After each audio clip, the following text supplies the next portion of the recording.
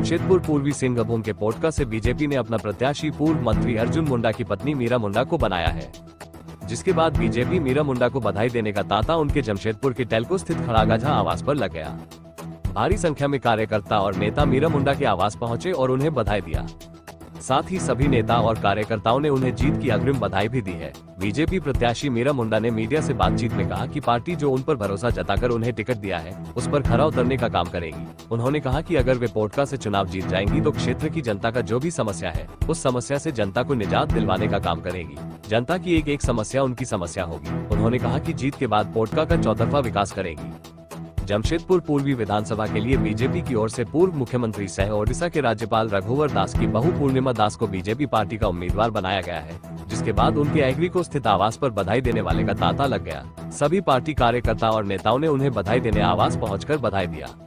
Jamshedpur police ने विगत 14 अक्टूबर को बागबेड़ा थाना अंतर्गत किताडीह निवासी छोटू सिंह उर्फ रोहित सिंह हत्याकांड का खुलासा कर दिया है। कांड में संलिप्त 5 अभियुक्तों को पुलिस ने गिरफ्तार करने में सफलता हासिल की है।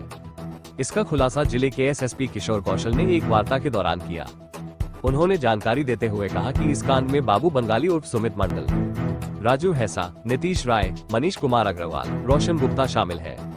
एसएसपी किशोर कौशल ने कहा कि बाबू बंगाली उर्फ सुमित मंडल को ये शक था कि मृतक छोटू सिंह उर्फ रोहित सिंह के साथ उसके पत्नी के अवैध संबंध थे और इसी के तहत उनसे जाल बिछाकर अपने साथियों के साथ उसकी हत्या कर दी।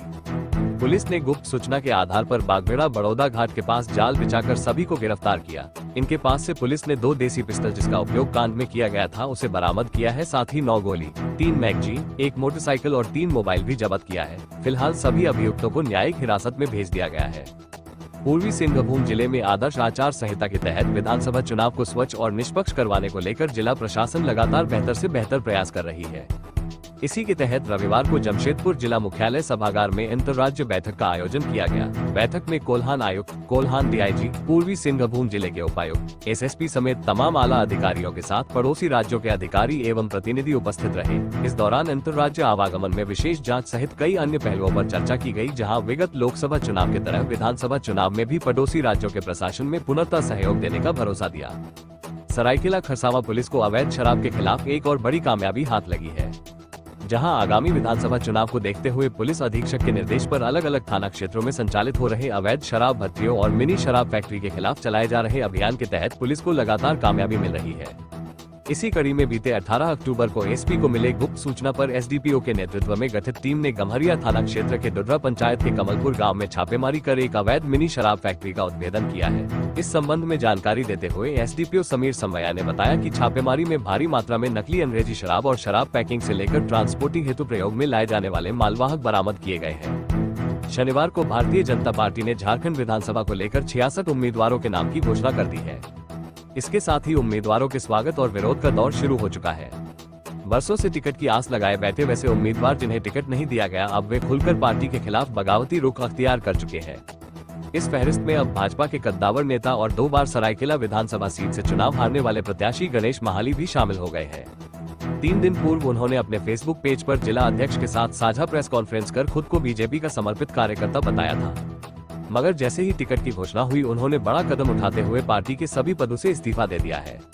रविवार को उन्होंने प्रदेश अध्यक्ष को भेजे अपने त्यागपत्र में अपनी भावनाओं से अवगत कराते हुए लिखा है कि 25 वर्षों से भाजपा का एक सच्चा एवं निष्ठावान कार्यकर्ता के रूप में मैंने पार्टी और संगठन को तन मन धन के साथ दिन रात मजबूत करने का कार्य किया।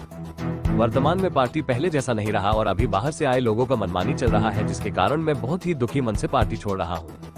उन्होंने बताया कि झारखंड मुक्ति मोर्चा से टिकट मिलने की उम्मीद है।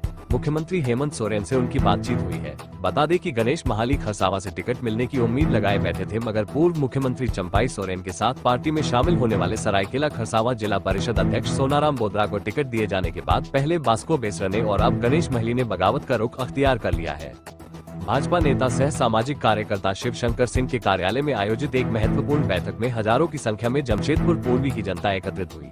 इस बैठक में आगामी झारखंड विधानसभा चुनाव हेतु भारतीय जनता पार्टी द्वारा घोषित उम्मीदवारों की सूची में समर्पित पार्टी कार्यकर्ताओं के स्थान पर राज्य के पूर्व मुख्यमंत्री एवं ओडिशा के राज्यपाल रघुवर दास की बहू पूर्णिमा दास नाम होने के खिलाफ कार्यकर्ताओं में भारी असंतोष और आक्रोश देखने को मिला।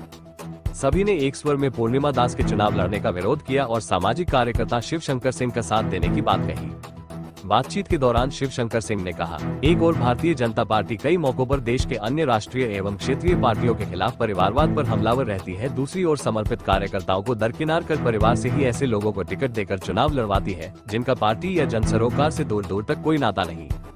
इसलिए आज मैंने नहीं बल्कि टिकट बंटवारे से आहत जमशेदपुर पूर्वी की सम्मानीय जनता ने ये फैसला किया है कि वे सोमवार को नामांकन के लिए पर्चा खरीदेंगे और इस विषय पर विस्तृत जानकारी कल एक प्रेस वार्ता कर दी जाएगी।